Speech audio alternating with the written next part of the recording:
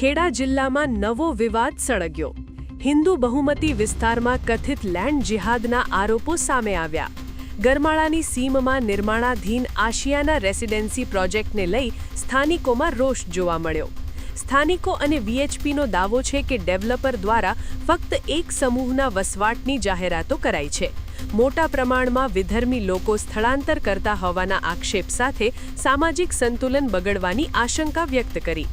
VHP દ્વારા કાયદો અને વ્યવસ્થા મજબૂત કરવાની માંગણી સાથે જિલ્લા મંત્રીની આગેવાનીમાં કલેક્ટર કચેરી ખાતે રજૂઆત કરાઈ।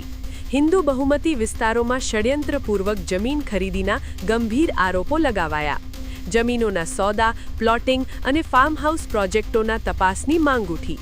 ખેડૂતો અને હિન્દુઓના નામે જમીન રાખી મહેસૂલના નિયમોમાં ચેડાના આક્ષેપ।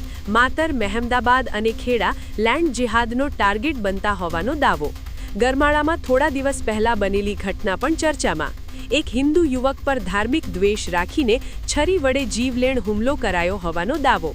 આવી ઘટનાઓ ફરી ન બને તેવી માંગ ઉઠી સાથે જો યોગ્ય પગલાં નહીં લેવાય તો વીએચપીએ ઉગ્ર આંદોલનની ચીમકી ઉચ્ચારી છે। આ તમામ આરોપો અંગે તંત્રનો સત્તાવાર પ્રતિસાદ આવ્યો નથી। જિલ્લામાં કાયદો વ્યવસ્થાની સ્થિતિ પર હવે સૌની નજર છે।